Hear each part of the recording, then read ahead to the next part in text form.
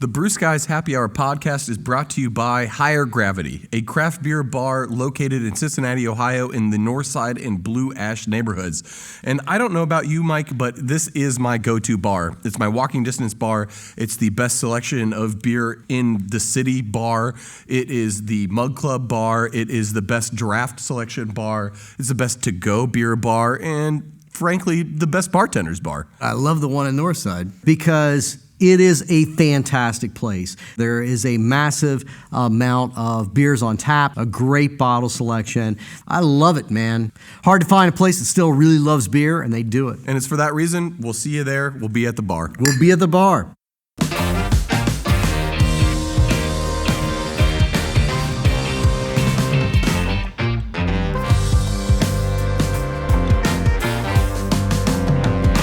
Hello, hello, hello. Welcome to another Brew Skies Happy Hour podcast. My name is Brett Coleman Baker, owner, brewer at Urban Artifact in Cincinnati, Ohio, and I am here again today with the one and only, my drinking buddy extraordinaire, Michael Morgan. Mike, how the hell are you? Bitchin'. Oh, okay. It's going to be a good Friday. Hour, cheers to that. We got a pretty special episode today.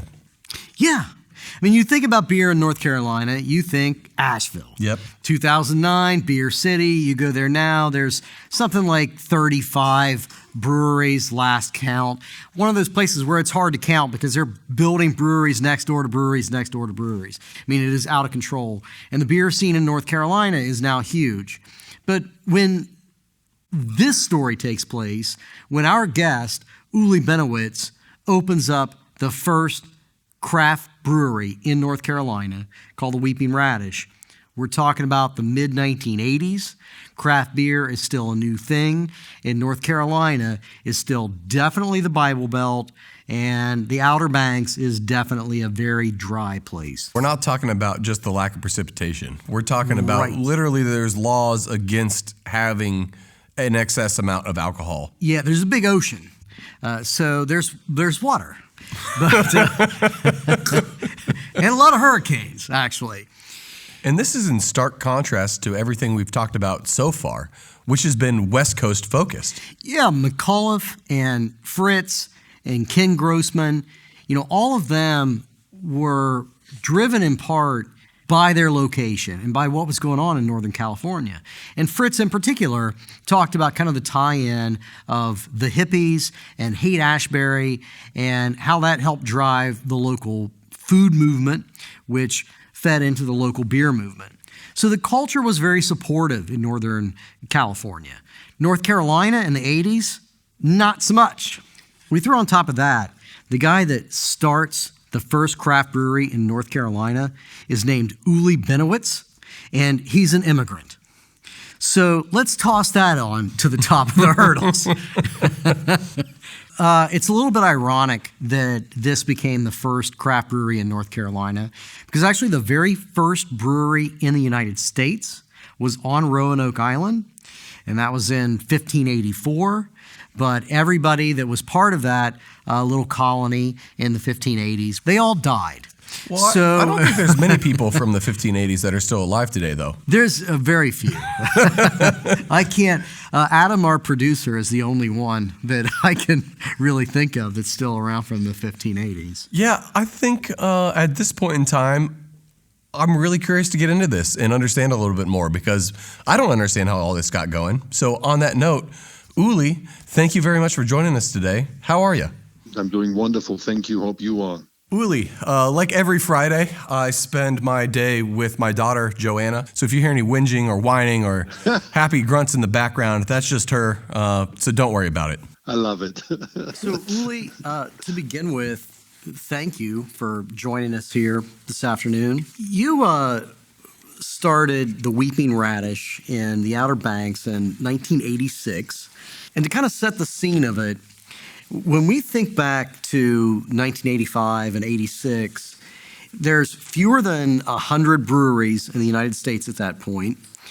New Albion had become, what we call the first craft brewery in America in 1976. Sierra Nevada, was 1980. The first brew pubs, McMenamins and Buffalo Bills, were both 1983. North Carolina at this point still had in place a law from 1937 that capped ABV in beer at 6%. You had immigrated to the United States just a couple of years before, so you're a non-citizen. North Carolina is a Bible Belt state. The town that you're in is dry, and you decide, I'm going to open a brewery. Do I have that right? That so far, it's right. So the obvious question is, what were you thinking, man? Obviously, I wasn't. Talk about impulse. No, I had never thought about opening a brewery. It was my brother is to blame. He lives in Munich, and he had a friend who tried to start a brew pub in Bavaria, and it didn't work. So he had this brew pub, 5-barrel brew house sitting there in Bavaria. And my brother, who was a friend of his, said, look, I've got a brother in America. I'm sure you'll buy it. And so I listened to my big brother, who said, look, you need to buy this thing because it'll spit out beer and money. And I believed him, and I bought it. And obviously, that was the last time I ever talked to my brother, I can assure you. Yeah, Christmas must be rough. It was very quiet in the house when I went to Bavaria after that. So that was really the whole thing. I'm not a brewer, and I'm not a restaurateur, and I'm nothing. I'm a farm manager by training. I manage farms for a living. And so I had no idea about anything like that. And but I thought that was a fun idea. And of course, my brother told me to, so I bought it. And, so you got him out of a jam, and you got yourself into a huge pickle. Exactly. I mean, what kind of comes from there? So your brother cons you into buying a brewing system in Bavaria. And all of the history of brewing in North Carolina, it all involves you, and it all credits you with getting the law changed in 1985 to be able to open a brew pub, because there was no other craft brewery in the state of North Carolina at the time. That's correct. What actually happened was, after I bought the brewery as it was being shipped to America, somebody suggested I better check with ABC. I didn't know what ABC was. I thought it was a school activity or a learning center or anything like that. And then somebody said, this is alcohol beverage control. And for a guy from Bavaria, alcohol beverage control is an oxymoron. It doesn't exist. As I would say that no civilized country has such a law other than America. You're calling us a civilized country. That's very generous. Well, but anyhow, so I went to the ABC Commission. I made an appointment, and I went to see them and talk about alien in a room. So I explained to the ABC Commission what I wanted to do, and they sounded really interested. And then they pointed out that they had to tell me that it was illegal to do such a thing in the state of North Carolina. So I thought that was the end of my project, and I wondered what to do with this brewery that my brother taught me. And just before the end of the meeting, the chairman turned around and said, look, we think this is a great idea. Why don't you go ahead and change the law? We'll help you. And I had never heard of such a thing, that I'd go to a government agency and they help you pass a law. It was absolutely crazy, but they meant it. And they literally helped me. The ABC legal counsel, I was introduced to him. I met with him, and I drove up there several times, and we went through the ABC law. And he kind of advised, as to what we need to change to make this happen legally. And I was absolutely baffled. He said, you got to find a sponsor. I said, what kind of sponsor are we talking about here? And he said, you got to find a senator and a representative who will sponsor this bill. And at that time, we had a rising senator star in our hometown. And he ran with that and said, "This is wonderful. This is a wonderful thing for our hometown." And he was the one who then ran with it and became the sponsor in the Senate. And in the House, the same thing. We had a representative in the House, and the two local guys sponsored the bill, and we walked this thing through the House and the Senate. And in less than 6 months, we passed this bill, which is, I mean, you think about that. A bill, A, passing a bill in 6 months. B, it was passed by a foreigner on a visitor's visa. I mean, there is no such thing in this country. What a country is all I can say. There was me. I passed my own law, had no clue what I had done. And interesting, the senator, I'll never forget his speech on the Senate floor. He said, "Look, this is just a little bill for my hometown, little tourist attraction. It won't have any impact on the state." And he probably meant that too, because he didn't know what he was pushing. But it turns out that now it's $1 billion North Carolina industry, I think. So it's been quite an experience, to say the least. So you didn't run into any major roadblocks? You didn't have a lot of opposition to it? Yes, we did. We did. Somebody said to me, "You may have to negotiate with a lobbyist." Well, I didn't know what a lobbyist was either. So I met this lobbyist who was the only lobbyist of the North Carolina Wholesalers Association at that time. Which is hilarious, because now I think the breweries, microbreweries have, I don't know how many lobbyists, and the wholesalers have, 5 times more lobbyists, and it's lobbied to death, of course. But at that time, it was one guy. And he said to me, "How much beer do you want to brew?" And of course, I had no idea what that even meant. So I called Germany and said, "How much does this thing make?" And they said it'll make about 10,000 gallons of beer a year. So I thought something was up here, and the legal counsel warned me that I had to negotiate. So I turned around, called the lobbyist back, and said, "Look, this thing makes about 100,000 gallons of beer a year." And the lobbyist said, "There's no way. My clients won't allow that." And so then we started negotiating, and the first limit was 62,000 gallons capacity limit for microbreweries in North Carolina. That's not even a lot. He reported back to his guys that paid his salary that he had cut me back by 40,000 gallons, or nearly half. And of course, that was 6 times as much as our little brewery could make anyway. So there really was no skin off my nose. So it really worked out very well. But of course, that's been a bone of contention ever since. But I didn't know what the Bible Belt really meant, and so the law was, that was the only opposition on the law side of it. Which wasn't that big a deal. The opposition really started when we tried to get local permits in Manteo. That's when the opposition really started. I mean, even 40,000 gallons of beer is not a lot of beer. It's just not. But of course I found out later what the whole deal was, that what this 3-tier system was all about, and how it protected the distributors from these nasty breweries. And but I didn't know all that. Interesting sideline, by the way.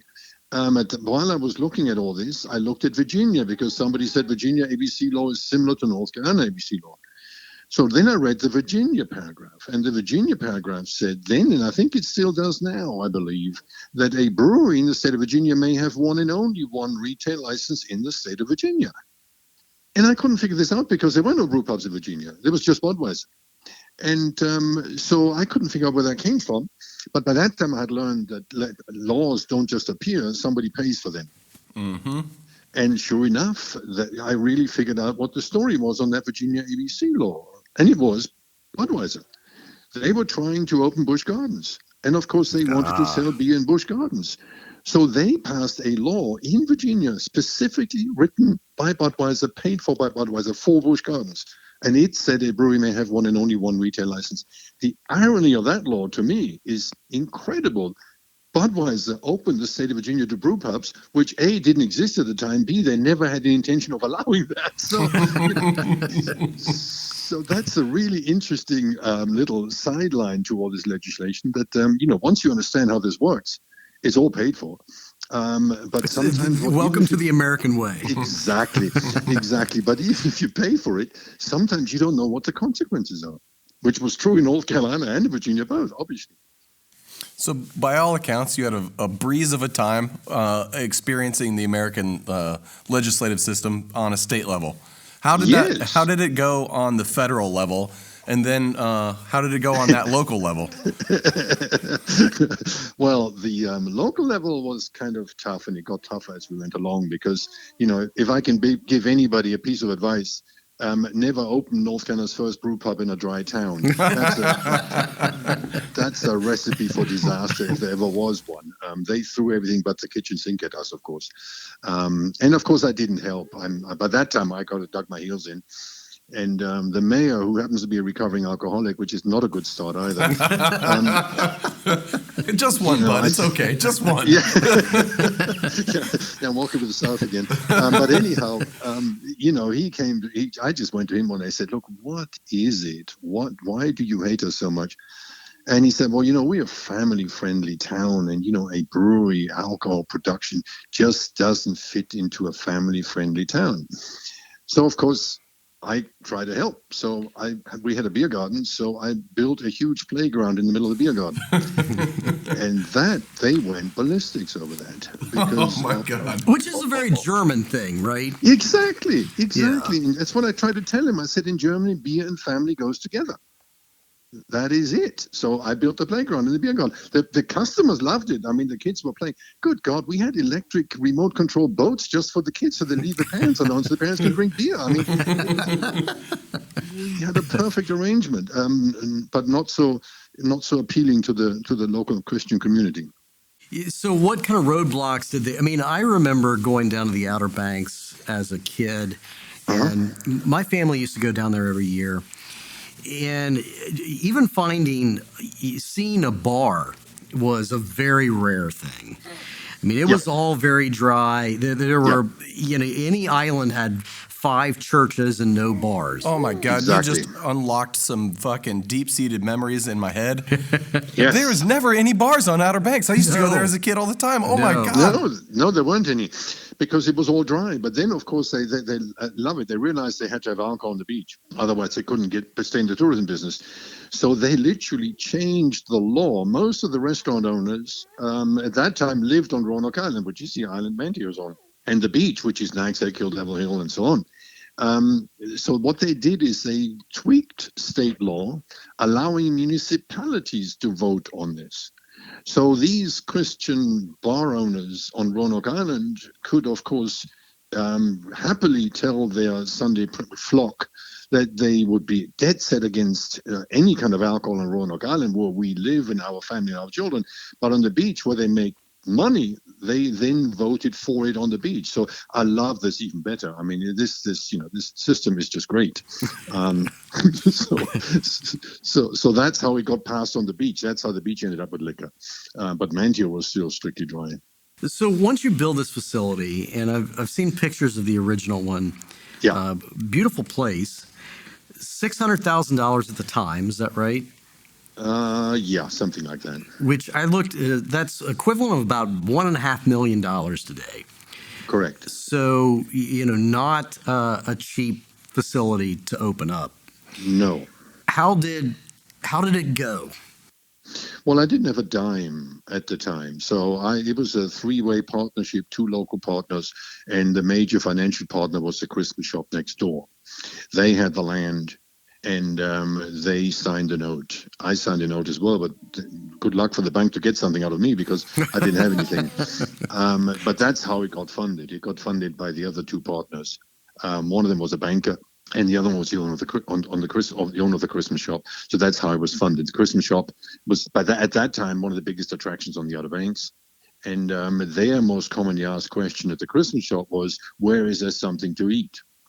And that was his incentive to get involved in this. He said, my God, we'll keep them there. We'll have, and that's exactly what happened. I mean, this Christmas shop was the biggest tourist trap ever.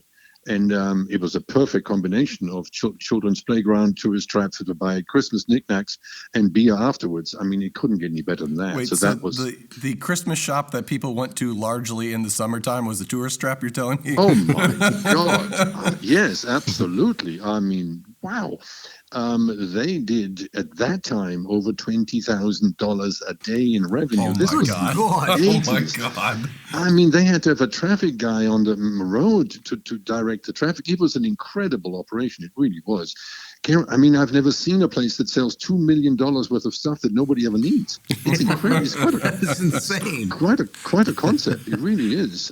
But it worked. I mean, it was incredible. So that was the combination that we came up with.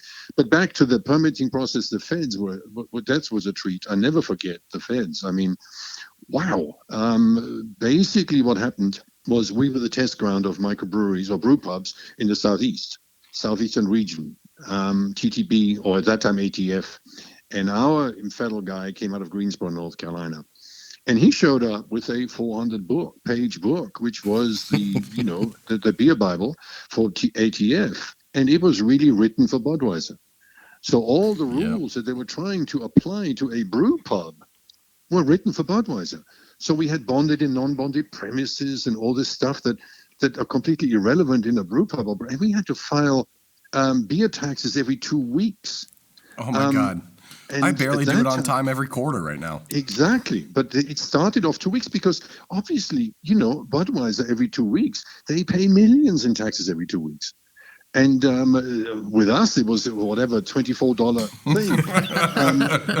But it was a huge hoopla to file these beer taxes, and we had to count every bottle and every keg and God knows what. It was unbelievable, the hoopla that we had to go through to get federally approved. And at that time, by the way, the law was TTB or ATF, sorry, required every applicant of a brewery to pass an FBI clearance.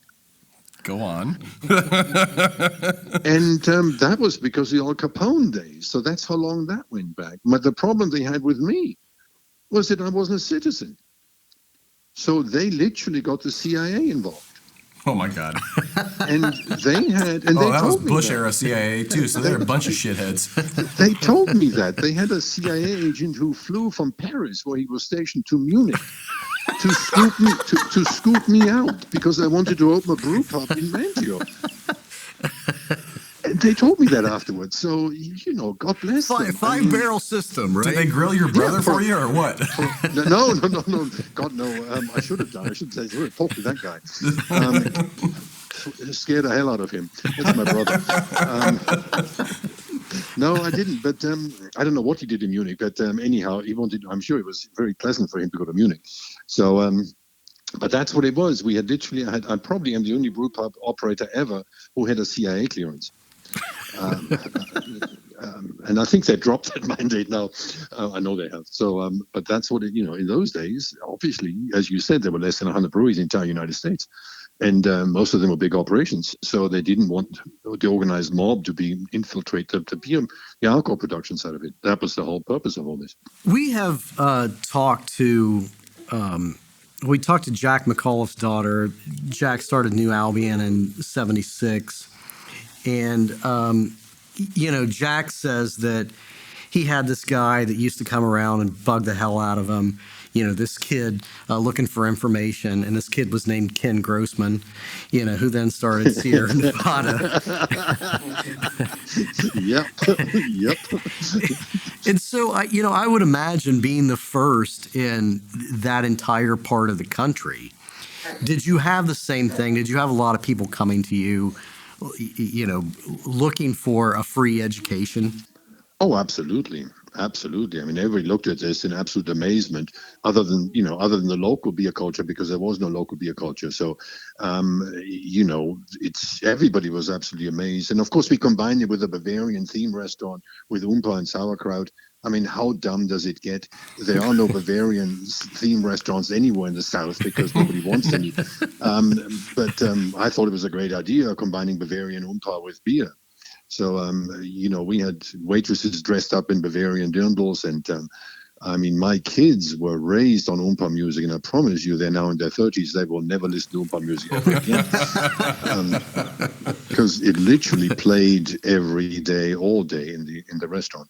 So it was truly authentic. But it was a stupid idea because, obviously, if you think about it, especially in the South, If there's one German restaurant in a 500-mile radius, it's a lot, and they struggle. So if Washington, D.C. at the time had one German restaurant and we had one in Manteo, really, that was a good idea. so it was all very strange. And but I mean, I never forget my agent, ATF agent. His name was Alan Jones. I'm sure he's died a long time ago, but so that's why I can talk about him. But I mean, he lived with us down here. He came down here and literally spent all week down here, and going through for weeks and weeks and weeks.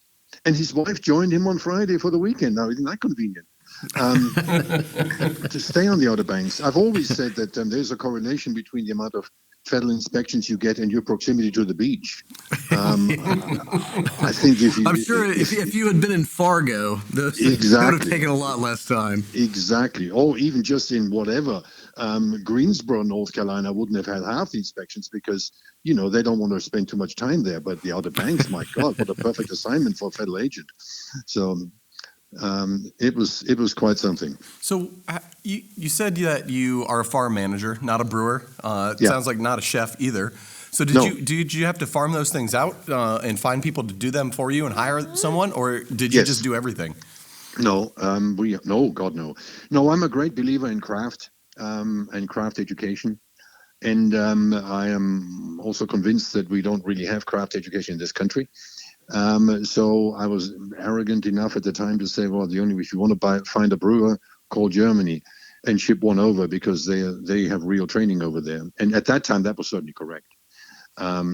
We have fantastic training now for brewers, but in those days, there was really nothing available. I mean, Davis, California had wine making, but they hadn't got to beer making yet. So we had, they shipped in with the brewery, a German master brewer who cranked it up. Dang, you had the budget for that too?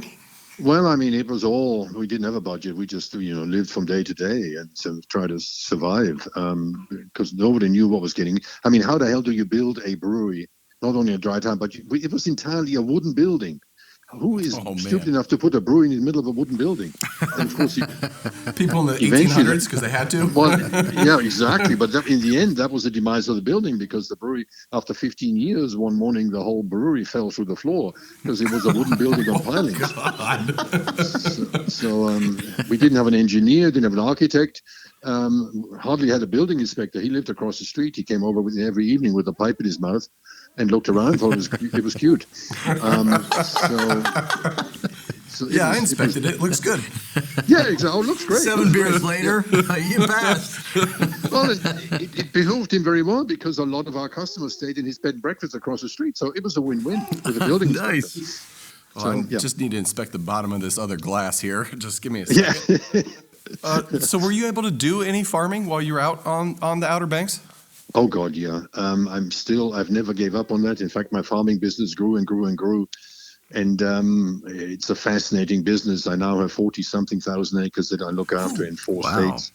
And not just farming, but we have done fracking, we've done wind, we've done solar, we've done everything. So it's really is, it's a passion of mine. And now I'm doing it full time because I'm finally out of the restaurant business. So now I can finally do one job right instead of 2 jobs lousy. Yeah, I haven't learned that lesson yet. I do about 5 of them. Yeah, exactly. I'll tell you what, once you get to that elevated position where I'm at right now, it is wonderful. I mean, my God, you can actually do a job, you can finish a job that you start, and my God, you can answer telephones. It's all great. I read an article back from 1986, and it's certainly, I don't like to be questioned about what I thought my plans were 30 years ago. But you said at the time that your plan... 30 years ago. Yeah, screw you, Brent. I hate to tell you that's more than 30 years ago. Come on. So, God damn it was. I'm bad at math. But your plan at that time was to open several of these, to expand not so much in the capacity of the beer, but in multiple locations. Yes. Well, I felt we had the wrong location, obviously, and that's why. Yeah, I did. Yeah. Yeah. I mean, a beautiful location, but I could definitely see the limitations of being on an island that is mostly seasonal business. Exactly. So, what happened with the plans of weeping radishes all over the South? Well, actually, two things happened. Shortly after we opened, a German group came by, and they thought we were. They loved it. Germans love German stuff abroad. I don't know why, but they do. Well, it's like Americans going to McDonald's when they're in Paris. Well, exactly. It's the exact equivalent. Absolutely right. And this German group, that was in '88. They came along and said, "Look, we can fund expansions. You just build it." And I had less than 2 years in Manio. We're still struggling, trying to figure out what was what. And they came up at that time with $2 million to build the next Weeping Radish. Oh, my God. Wow. And we went to Durham and bought an old warehouse in Durham, over 20,000 square feet. And in 6 months, built the most beautiful operation there ever was. It was a 600-seat facility with a courtyard, a brewery, mahogany booth with radishes carved into them, 15-barrel brew house. It was gorgeous, absolutely gorgeous, in downtown Durham, which at that time was a war zone, by the way. I'm specialized in picking lousy locations, obviously. And we opened that up in October '88. It was an amazing thing. So I yo-yoed between farms, Manteo, and Durham, up and down. After 1 year, they changed management in Germany, and they said, you don't know what you're doing. We're going to bring our own management in. And they renamed it Old Heidelberg, and it lasted less than 6 months, and they shut it down. But we had it was an amazing operation. I ran it for 1 year, and we had the Durham Symphony playing there. But if you know anything about Durham, you have this university called Duke there. Heard of it. Very, very interesting. Their specialty was not to mix with Durham. So although we were 2 streets across from Duke campus, no students would go there. At that time, they didn't know. I knew I was in trouble, by the way, when we built it, because a Porsche convertible drove by while I was on the roof. And never forget, it had a keg of Schaefer beer sitting in the back of a Porsche. And I thought this got to be a student, because professors can't afford Porsches. Secondly, I thought, who the hell has a keg of Schaefer beer in a Porsche? I mean, if you can afford a Porsche, you can afford a decent beer. So, it was trouble from the beginning. And it was incredible. We had, finally, we opened in October. And finally, in April, I think we had the first Duke fraternity party there. And, of course, it was jammed. And they were lining up outside, and the fire marshal was there giving us hell. So I was trying to control that line of students, and these students kept asking me, is it true there's a brewery in this building? Oh, my God. I looked at them and I said, guys, when I was your age, I know when there was a brewery in town, I can assure you. And they really didn't. It was that alien to Durham at the time. Now you go to Durham and they think they invented microbrewing. But at that time, there was really nothing. So it was just, again, if you do things 20 years too early, it's your own fault. It was, at the time, it was just such an alien thing to do. So that brewery went away.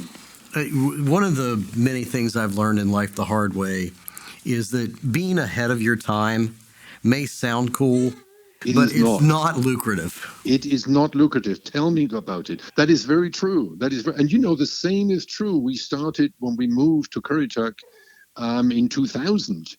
I started doing a farm, brewery, and butchery. Local meat and the same concept, bring in the equipment from Germany, bring in a German master butcher, have local pork and local beef and all this, that, and the other. But again, it's the same identical story. It was 20 years too early, But again, in 2000, nobody knew what local food was. I mean, when we opened, we called it Farm Brewery. At that time, when you Google Farm Brewery in 2007, there was only one showing up in the entire Google world, and that was us. Wow. And this whole local food system, I mean, to me, it is, it's the theme is craft, and the theme is local food system. And we've grown our own barley on our own farm. We traced it all the way to the maltster and brought it back again. So we have beer that is literally not just local malt, but our own malt. So we're trying to, do all these things one step at a time, to recreate a local food system. And, the biggest thing I think is what makes this brewing industry so fascinating is that it is craft. It is craft. I've had American guys come in there. They were college dropouts. They didn't know what to do with their life, and then they suddenly experienced brewing, and you could see their eyes change and their attitude change, and they literally woke up. And to me, it's fascinating how, because the German word for craft, by the way, is hand labor. Boy, do we despise that word in this country. Again, that's my German background, but the German goal, the American goal in education, I believe, is shove as many kids through college as you can. That seems to be the only goal we have. And the German goal is in education is for every child to have a profession when they finish education. And if that profession requires you to go to university, so be it. But the profession is the key. So if you become a master carpenter or a master brewer or a master baker or whatever, that is considered the same level of profession education as being an accountant, a lawyer, or whatever.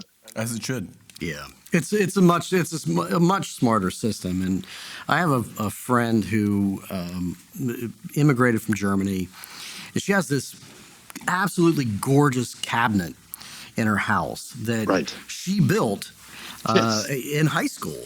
Yeah. And, it was part of primary education. And just the whole approach to education is, we have gone very far astray in the United States. Well, if I could continue with this, the lamenting the American system for a second too, before we get back on track. You mentioned that this bringing craft and bringing local back because it's better and because it's craft and it is handmade and it is the hand labor. I feel like a lot of people don't get that though, and they just think that local's cool, and they support local only because they're told to or they think they should, not because they understand why it's important to. You are absolutely right. I agree entirely, because I had this discussion with many people. We love local, but it's got to be cheaper. Surely it's got to be cheaper if you have local vegetables. Never is. They don't get it. They do not understand the whole thing. And I explain it, the way I have explained it for years, is to say, look, the American economy was revolutionized after the Second World War because of the construction of the interstate system, which allowed huge factories. Anything you produce, the bigger the factory, the cheaper the unit cost. And we did that after the Second World War with the interstate system. So we created this massive system of distribution, because it is cheaper to have mega factories. And we did it with beer, we did it with food. The problem is we didn't limit ourselves to non-perishables, but we did it to perishables. So now, of course, we have the most efficient distribution system in the world, but we have the most polluted food chain at the same time. And that is the goal, that was our goal in 2000 when we started Curry Tuck, is to create a food system where the food system, the length of the food chain is cut from 2,000 miles, where it currently is down to 200 miles. And because you have a local food system, you can kick additives, chemicals, and preservatives out of the food system. That is the goal. And that you combine that anti-chemical with craft, and that's really where we need to go, because now you have a chance for non-academic kids to have a profession and have a life, and you have less chemicals in the food system, which means eventually your healthcare costs will go down at the same time. That's the goal of all this. This is a beer podcast, but I know. I'm sorry about that. No, you're right. No, I couldn't agree more with you. Mike and I are on the same page. Like it's just insane. So you said that you're growing your own barley and malt, or getting it very locally. Are you doing the same with hops as well? No, I have never liked the idea of local hops, because, as you know, we're on the coast, and that means we have hurricanes and we have 100% humidity. And which means if you want to grow hops, or wine, by the way, you have to spray the hell out of it. You don't like powdery mildew? Yeah, so exactly, for example. So that's why I was never a fan of, locally grown hops, just because it conflicts with the anti-chemical thing. So if you go above 2,000 feet in the North Carolina mountains or upstate New York or somewhere else, that's much more suitable to local hops production, obviously. That doesn't mean you shouldn't create a system of collaborating with regional hops producers. Absolutely. But just for the sake of making it local, have a local hops grown against the building and spray the hell out of it is not my idea of local food system, if you see what I mean. Weeping Radish always brewed Reinheitsgebot, correct? Yeah, correct. Which, by the way, is, as you know, in Germany they lost the battle. Bavaria was only Reinheitsgebot beer, and then they were taken to the European court. They used it as a way to keep other beers out, obviously. But the concept of Reinheitsgebot in the context of a brew pub, in my opinion, really is irrelevant, because who needs additives and chemicals anyway if you pump it out the front door as fast as you can make it? So the idea of just growing, having fresh beer without any preservatives or chemicals, no pasteurization. And by the way, that's an interesting one about the Reinheitsgebot nobody talks about. The Bavarians even started exporting beer under Reinheitsgebot, and they pasteurized it. And they said, well, Reinheitsgebot doesn't say anything about pasteurization. Really? The reason it doesn't say anything about pasteurization is because pasteurization was unknown at the time that they did it. That's the reason for it. But, so they were cheating on that same thing for export purposes. Oh, that is really interesting. And that's a really good point about the additives, preservatives, and heat killing it. I always thought, what always tore me up about Reinheitsgebot was the lack of other spices, herbs, and fruit, which is where I really get down with my brewing. Right. But what you're saying is, no, it's about preserving the quality of beer, regardless of the ingredients, as long as they're 100% grown, natural ingredients, which that's something I can get behind. Correct. And that was, because in Bavaria, every town's got their own brewery, and every brewery has every brewery distributes their own beer. So, the whole thing of distribution is not an issue over there, or wasn't an issue it is now, of course, because of consolidations and everything else. But it wasn't an issue because, fresh beer was not a problem, because they controlled it from the brewery basically to the tap. Once you lose that control, then you got to be careful, just like food. I mean, if you produce food and if you don't control it anymore, it's outside your building, you better add preservatives and or pasteurize it, or do anything to make sure it doesn't go off. So as long as you control your product all the way from the production or from the field to the tap, or as I call it, farm to foam, then you don't need any. I'm looking from a chemical point of view, as you said, and not necessarily as a flavor enhancer in that respect. So switching gears here for a second, for your 30th anniversary at Weeping Radish, the North Carolina Brewers Guild and Sierra Nevada did a collaboration. Yes. How did that come about? The board of directors met at Sierra Nevada, and they decided they're going to brew a beer. They did their research, and this is quite interesting. The first beer we actually brewed in Manio was a wheat beer. And you talk about stupid. In 1986, nobody knew what a wheat beer was. I mean, that poor guy, the brewer, had his PhD in wheat beer. And we couldn't give the stuff away because they all said, that's terrible, it's cloudy and sour. But anyhow, the Brewers Guild brewed a wheat beer in our honor and called it yours truly with a ULI, spelled ULI. So my name was in it. And that was lovely. That was great. And they distributed it. They got the label approval done, and they distributed, anybody who wanted a keg. So that was very touching to me and then they gave us the label and the recipe and said, here you are, you keep going.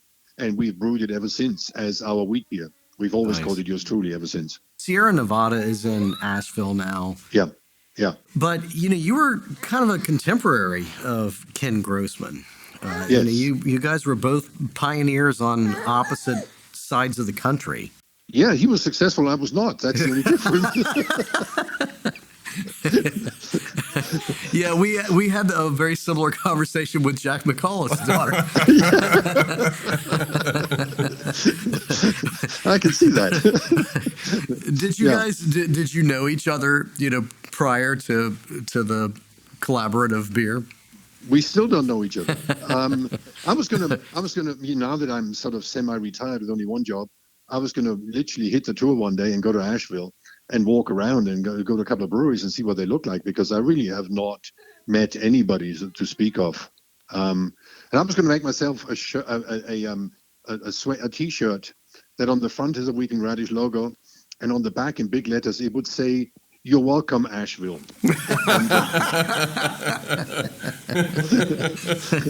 And wear that while I walk around Asheville and see if anybody gets the message.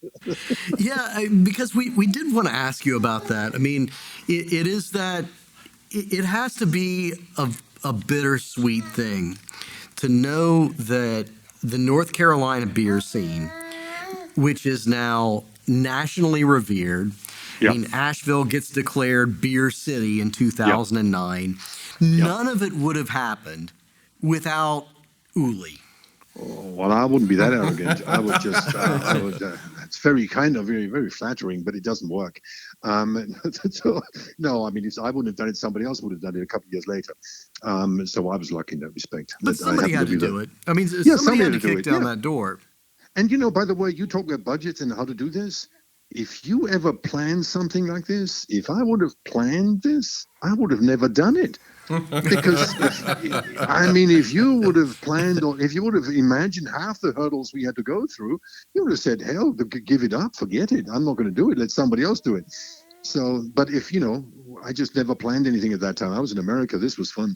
You could do things in America. So you just start building. That's a very American attitude. So I appreciate that. Yeah, it is. It was in those days. My God. And now we're doing everything else we can to, my God, I won't even go into the food side of it. Woof.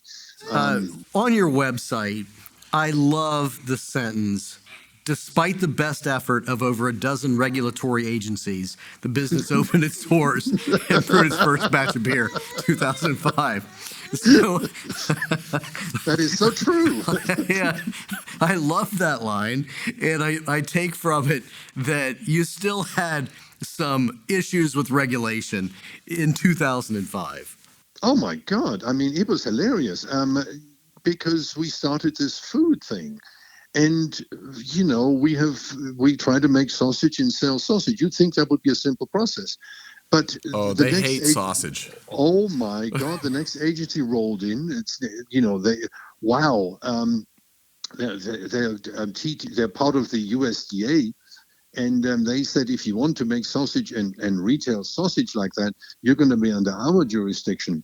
And I said, what does that mean? They said, we're going to have a permanent inspector assigned to you. So we're going to bend you over and we're going to make you uncomfortable for the rest of your life. Yeah. And I said, you cannot be serious. We're making sausage and we happen to have a German master butcher with 30 years experience.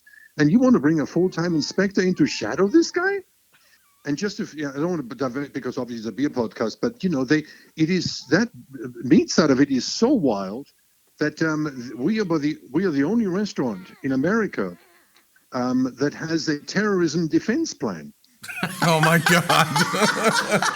And the inspectors come in, and they walk around with a white lab coat and a crash helmet, looking for terrorists in the dining room. And I followed him down one day, and I was so mad. I whispered in his ear. I said, "Let me make your job a bit easier while you look for terrorists here. Have a look what customers are having for lunch. Any customer eating a pork sausage ain't a terrorist." That did not go over well. It's what they call profiling these days, So you should have pointed them towards that CIA agent that it was originally. Yeah, exactly. So, what happened with meat was exactly what happened with beer in 85 and 86. I was the guinea pig and got bashed the hell out of because, there is no such thing as a one-man band butchery that's trying to vacuum pack and wholesale sausages. It doesn't exist. We have factories just like we had with beer before. So the parallels were amazing. They really were. How did you go about surviving winters in such a seasonal town? with great difficulties, you're going a huge financial hole, and if with a very kind banker letting you have a line of credit. And then in the summertime, you run like crazy trying to get out of that financial hole before you get back in again the next winter. So that's the problem with it. Both of those businesses, the beer business and the meat business, are high fixed cost, low variable cost business. And that's not what you want in a seasonal market. You know, a seasonal market, you want to have an ice cream shop that you can just open up, sell ice cream, and then shut it down. You can't do that with a brewery, and you can't do that with a butchery. That's the problem with it. Yeah, I mean, we feel that even here in Ohio. Yeah. And we don't have the same seasonality with tourism. And it's still, every winter I feel like I dig a hole, and every summer I barely build it a little bigger, and then I dig down again. Exactly. And that's exactly what happened here to a much greater extent than probably where you are, because, you know, we have only 20,000 or 28,000 residents in this county, and we have 200,000 tourist beds. Think about that one. Wow. Oh my goodness. So you know, that is not good for a brewery. That's ideal for Budweiser because they can just rail the stuff in the summertime. And so I always wanted to collaborate with a ski resort. That would have been the best way of doing it. That would have been great. That you can sell beer in the ski resort in the wintertime and then sell beer here in the summertime. Weeping Radish East and West. Exactly. That would have been the answer. So, but my expansion plans after Durham, kind of, but we did have a brew pub. So we did have a brew pub in Corolla, and we did have a brew pub in Kitty Hawk. And that's the way to do it. If I can do it all again, wonderful. That's the way to do it. Have a base brewery and then have a couple of retail locations. That is the ticket. That is the way to do it. You've got to retail your beer because that's where the margins are to make it work. Yeah. When did you start packaging? Very early. So we always did the liter bottles, and that's an exchange program. It's not recycling, it's reuse. You buy your bottle, you own your bottle, bring it back, we refill it. Recycling of glass, by the way, is an environmental house. But we love it. Recycling at large is largely. It's a joke because, I mean, all you do is you crash glass bottles. Well, the raw material of glass is sand. The cost of glass is the energy to make the bottle. So if you crash your glass before, even if you use the old bottle again, all you've done is saved a pile of sand. You really haven't done anything for the environment unless you reuse and don't use the energy to make a new bottle. That's the basic concept. So, you know, we've always done liter bottles and flip tops, and it's a wonderful program. You know, they come in with empty bottles and we give them full ones, and then we clean them properly. Because quite honest, when you bring your growler in the pub, and I don't know what you had in there before, and I put beer in there, you get sick, guess who gets sued? Right. Well, I'm not a fan of it's illegal in some states to even do that. You're not allowed, and you're not allowed to even reuse stuff here, which is messed up. That is crazy. I know. I mean, the problem is, you know, it's just change is so hard on every level. It is, you know, it's just so hard. And I don't blame the country. I don't blame the politicians. I just, you know, it's just human nature is to be against change. And that is the problem with all these projects. It's, you know, you're trying to change, and it's very, very difficult because people are so ingrained in what they're doing. It's an interesting thing with refillables in particular. I think that it's cool that you guys were doing that. But I remember, you know, as a kid, my grandfather owned a small grocery store. And everybody, you know, the soda bottles, the Pepsi, the Coke bottles, those were all reusable. Exactly. When I first started drinking, returnable bottles, beer bottles were still a thing. You know, you would buy a case of beer and you would take back the bottles. It's the European thing, obviously. Yeah, I mean, it's amazing that we abolished that so completely. It's the efficiency model. It's food chain. It's the same issue again. It is cheaper to do a one-way system than it is to do a two-way system. So it's cheap, and it's always what we want. The funny thing is, people, you know, love this local system, but they don't, you know, but cheap is what they want. Well, you can't have it both ways. That's the problem. Right. And everybody likes local beer, but then they complain that, oh, well, if you buy it in the bottle or in a six-pack in the grocery store, God, it's expensive. If you want cheap, do it one way, long distance, massive factories. It always is cheaper, no doubt about it. The bigger the batch, the cheaper it gets. That's all there is to it. You know, it's implied that's true for the environmental issues that are associated with brewing at the same time. In our flip top program, we do 10,000 something bottles a year refill. 60% of them come back every year. Wow, Our average great. customer lives over 200 miles away. Think about that. Which means they literally travel 200 miles to refill their bottles once a year or twice a year, however often they come to the Outer Banks, which is incredible, which is really amazing. So that program works, and it works better worked better and better as the years came along, because people got the message. So you sold the Weeping Radish just Uh-huh. in 2021. Uh-huh. How do you feel about that now? Well, I mean, it's a relief. My wife and I worked there basically. We never had a weekend off between March and December, and worked there during the week. And if I was working at the brewery, I was working on my farming business, and had to fly all over the place on Monday and Tuesday, because Wednesday through Sunday had to be in the brewery. So it's been an absolute relief for me to get out of it. I know it's I'm supposed to be sad. No, you don't have to be sad. but I'm not. I'm not. I've done my bit, and basically what I told the new owners is that between the beer and the meat and the farm and everything else, what I've done is I've created a canvas for the next generation to paint on. And that's the way I look at it. And, they need to now paint on it. They need to add festivals. They need to do weddings. They need to do concerts. They need to, expand the butchery and do steaks. And there are so many things you can add on that same level with entertainment, local food, and so on, so on, so on. But it is up to the next generation to take this thing and run with it. I hope that you at least got a check that was fat enough to let you just relax. Well, I don't want to relax. I mean, I'm not a relaxed kind of guy, if you see what I mean. I'm weird. I live on the coast, and I have a house on the water, and I don't fish, and I don't boat, and I don't play golf. I don't do anything like that. So all I've ever done is walk to the brewery. But so relaxing is not really my thing. But it's wonderful to be out of the daily grind and not have to worry about the steam kettle the steam system not working, and the smokehouse not working, and all this good stuff, and the customer being upset about the burger not being right, and all this good stuff. So that's an absolute bliss and relief. Man, if there's anything I've learned, it's the customer's never right. Well, and that's you're absolutely right. And I said that to my staff. I said that as my swan song is going to be, the customer is not always right. That is my swan song, because we have we really have gone crazy with this thing. The customer's always right. Absolutely crazy. Yeah, it's bullshit. That is absolute bullshit. And what the staff nowadays in service has to put up with by grumpy customers is unbelievable. It really is. I don't care if it's airlines or wait staff or anything. It's a shame. And I think but I keep telling people, and farming is the same way. They hate change, and farming needs change more than anything. And I keep telling older people who complain permanently about the country and the state of the economy and the state of life and everything else. I keep saying, look, guys, whatever's wrong with this country, our generation caused it.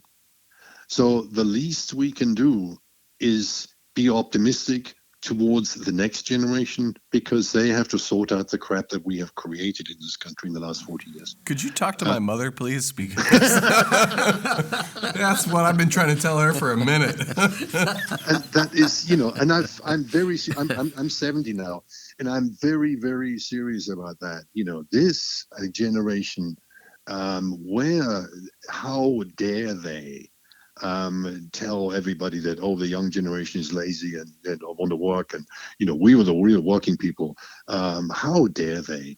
And now they expect service for everything, and blah blah blah, and preferred parking and everything. Really, I don't know. I feel Uli, that's a tale that is old as time. Every generation, since generations existed, have been lamenting the next generation as being too lazy, doesn't work hard, doesn't have pride, or whatever bullshit they want to make up. Yeah, that's true. It is true. But the problem is obviously the change in society is getting faster and faster and faster. Look where the microbrewing industry has gone the last 30 years. It's breathtaking. Oh, it's fucked, is what I would say, but that's fine. Yeah. Well, but I mean, it's change is happening faster and faster. And that means that, it is more difficult to keep up with it. But it's, I still think it's an incredible fun world to be in. It's an incredible fun industry to be in. And I love it. I love the young generation being involved in this industry. And again, craft. I keep telling people, go back to Europe, do a trip of Italy and see what is left from the Roman days. It's craft that is left. I would really like to see the Reinheitsgebot to make a comeback in America, but in a little bit modified way, and against these sweet sugar dessert beers. I don't want syrupy, thick, gross-ass beers. This is gross. I don't want sugar Oreo bullshit in my beer. I couldn't agree more. I mean, a clean beer is something that is just timeless. And, if you have half a, chemical cabinet in a brewery and you use sugars for everything, you can't. It's antithetical to the entire local craft movement. Absolutely right. No, I mean, I can give you parallel after parallel. Between beer and food, the issues are identical. We've got to get back to a cleaner quality, and it's not let's spit out one new label every week. That mentality needs to change. It really is. The old Pick Six program. I don't know if you remember that. But there was a while when every grocery store had just cans of beer lined up or microbrewing on shelves, and you just pick six. I hated that program from the beginning. I absolutely hated it because, can you ever imagine a Budweiser drinker doing a pick six with Miller and Coors? Hell no. They have brand loyalty. Towards their whatever you call that is in the can, that they call beer. I think it's technical. But they have brand loyalty. They have brand loyalty, and microbrewing. We just, you go to a bottle shop. I mean, I'm horrified. These poor sales guys for microbrewing. When they go to a bottle shop, the only thing the bottle shop wants to know what's new this week. What's new? Oh my God, I hate that fucking question. I hate it. I just hate it with a passion because, come on. We're not in a circus here. What's new? These brass knuckles, motherfucker. Smile. I mean, and that. Come on, go back to the monks. Their beer was truly wow. But the advantage they had is they had time. Of course, monks and beer is a perfect combination because the quality of beer needs time. Well, exactly. That's something we push actually a lot internally. Is that you look at all the breweries that have outlasted the test of time, and it's not the breweries that are doing everything. It's the breweries that have a very singular focus. Yep. Guinness makes fucking Guinness, and it's one beer style. Weihenstephaner is just making the wheat beer. That's it. They make other stuff. They're not chasing the wheat trends. Beer. They're not making a Roquefort. New England IPA. Exactly. Chimay, Orval, all these places, they do a thing better than everybody. I agree entirely. I have to tell you a story about Weihenstephan, though, because, as you know, Weihenstephan is to the real brewers what Rome is to the Catholic Church. I mean, that's it. and in the old days, when I flew to Munich every year because of my farming jobs, and in the old days, I literally called Weihenstephan and ordered yeast and picked it up in Weihenstephan on the way to the airport and brought it back. Oh, that's so cool. It was a dream. However, then came terrorism, and that was the end of that program because that stuff looks like TNT. So I mean, that was So that was the end of Weihenstephan. But that's what I used to do. The terrorists have created so many problems in your business model.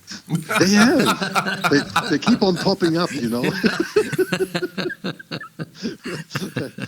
do. They do keep popping up. So I just I need to market that better. because, terrorism? I don't know how much. I mean, terrorism defense plan restaurant. It's and the only brewery with a terrorism defense plan as well, for God's sake. So I mean, this is unique. This is different. So obviously, marketing is not my strength, as you can tell. No, but passion is, and I that is. We that really is. appreciate that because it shows. I give you that. North Carolina in 1986 has exactly one craft brewery, and it's you. Yeah. Today, it's 370 plus craft breweries. Yeah. Asheville alone is somewhere around about 35 and kind of out of control. Yeah. And in addition to that, North Carolina has gotten so on the craft beer bandwagon because they see the money in it that they're giving massive amounts of money to established rich breweries to entice them to come to North Carolina. How much does that piss you off?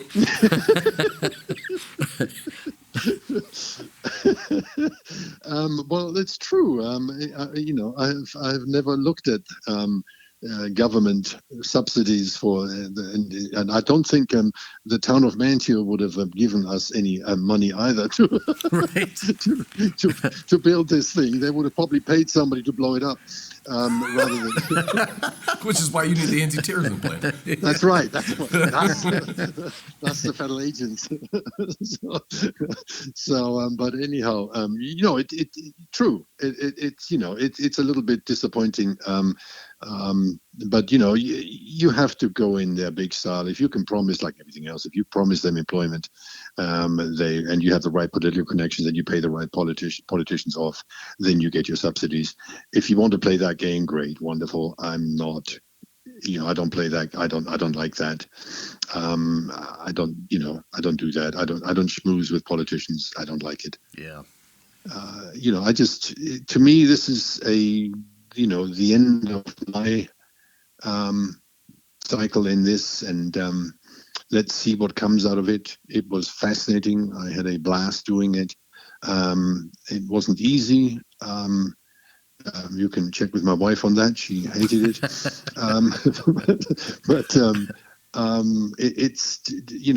It's changed North Carolina to some extent. And, it's just fun to be part of this. It would have happened without me. So please, nobody think that it wouldn't have happened with me, only because I was there. No, I just happened to be at the right place at the right time to start it, and then at the wrong place at the wrong time to build it. So,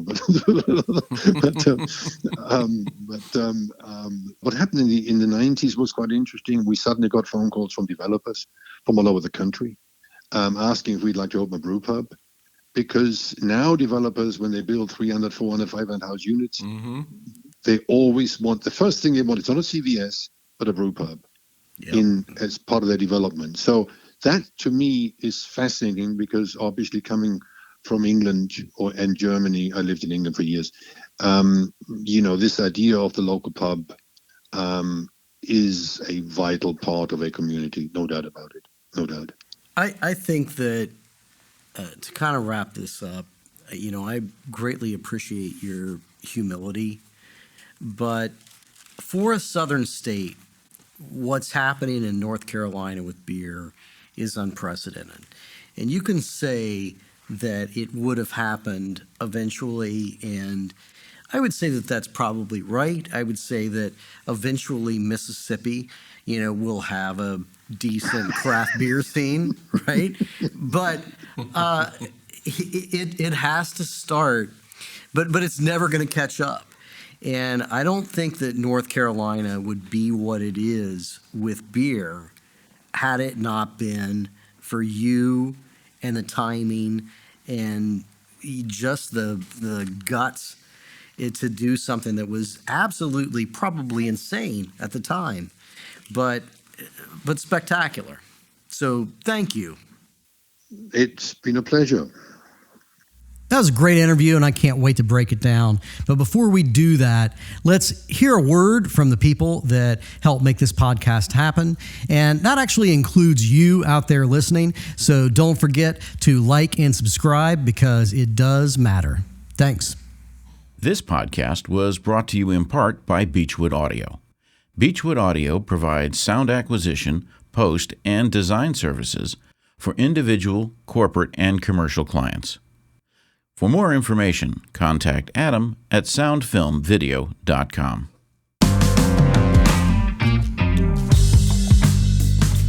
Mike, that was a fantastic interview. Uli literally blew my mind. Absolute blast, man. I mean, what a just amazing guy. His story is great. He's funny as hell. I love talking to Uli. He was all the right kinds of weird. Everything about him is just I can relate to on such a holistic level. This desire for local, and not local just because it's local, but local because it can be better that way. Leaning into the terroir, leaning into your local environment and community and economy, and just being a better person for yourself and those around you. I mean, he didn't say that as much, but that's what he lives, and that's going to stick with me. Yeah, and I mean, the fact that this guy was a pioneer of craft beer in North Carolina and really in the United States, and at the same time, he's also this pioneer of the farm-to-table food movement. I mean, Uli is pretty humble about what he did and the doors that he broke down and the fact that there really wouldn't be an Asheville and North Carolina craft brew scene without him. And, he makes the point that if he hadn't done it, if he hadn't gotten the law changed, he hadn't broken down that door, somebody else would have done it. Well, he's not wrong, but that's not the point. It's not an if not you, then who situation. It's more like if not now, then when. And the fact that he was so far ahead of it, the fact that he at least had the tenacity to get it done, it would have been decades later before somebody else did that. I mean, North Carolina, their state prohibition was 16 years longer than federal prohibition. It's a state that does not have a proud, brewing history around it, right? And to him, I think that he has some appreciation for his contribution to American culture, but I don't think he has enough because I don't think he's getting the credit that he deserves. I don't know if he even wants it. I don't think he cares. I think he'd like a check. He's kind of like me. Oh, sure. Yeah. I mean, who wouldn't?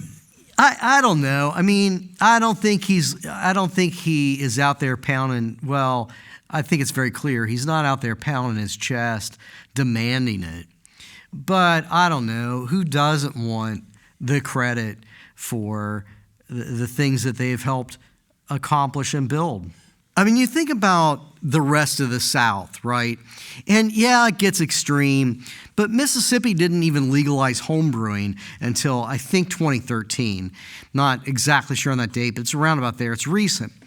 So is Mississippi at some point going to have a decent craft beer scene? Maybe.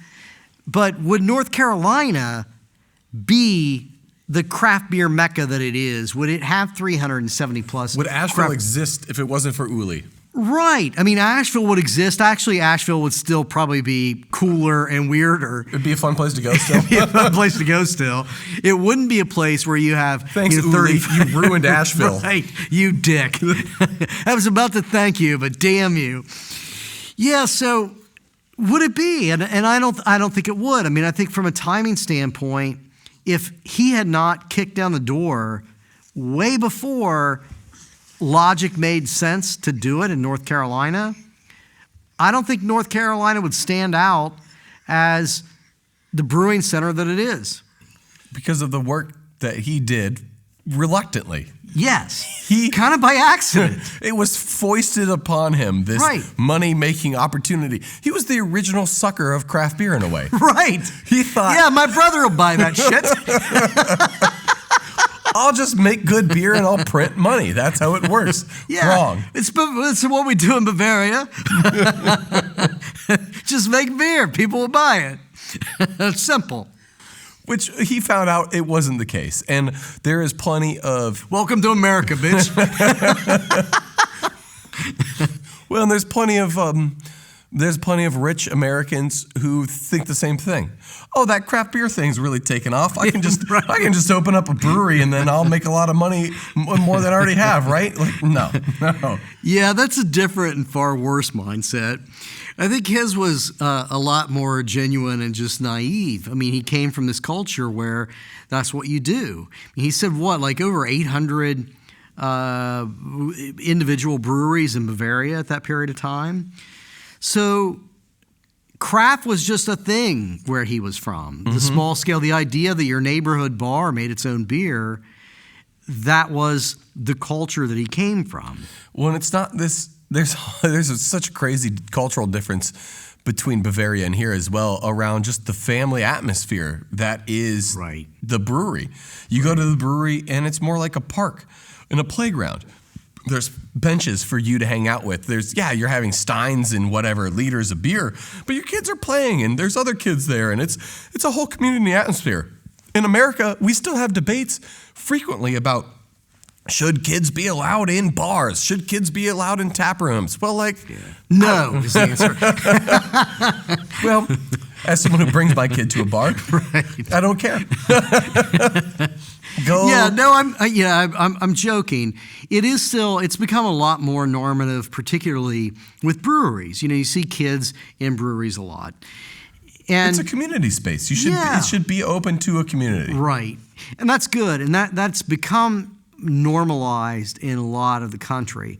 But it wasn't in 1980, and it wasn't in Roanoke, North Carolina. Definitely not in North Carolina. Definitely not, Bible Belt, Southern America. They thought just having alcohol on their island was going to ruin the family structure. Correct. Right. Everything's going to go to hell in a handbag if somebody can buy a six-pack down the street and drink a beer on the beach.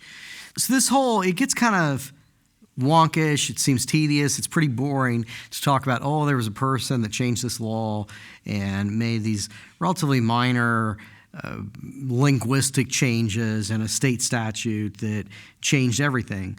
But it is critically important. What do you think, Brett, about the fact that you've got a guy like Uli that puts his ass and everything on the line and has to change the laws, kick down the doors, deal with all sorts of government nonsense, have a terrorist plan, and he has to go through all of that just to sell some beers. And now that craft beer is established by guys like him and by some of the people that started brewing in Asheville and other parts of the state, now you have the state of North Carolina handing, I think I've read up to somewhere around $4 or $5 million to Ken Grossman to locate a brewery there.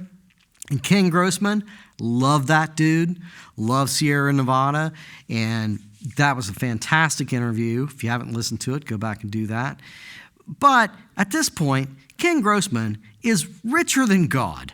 He's a billionaire. Should North Carolina really be giving millions of dollars to Sierra Nevada and Fat Tire and the other large, well-established breweries that they're now handing free taxpayer money to?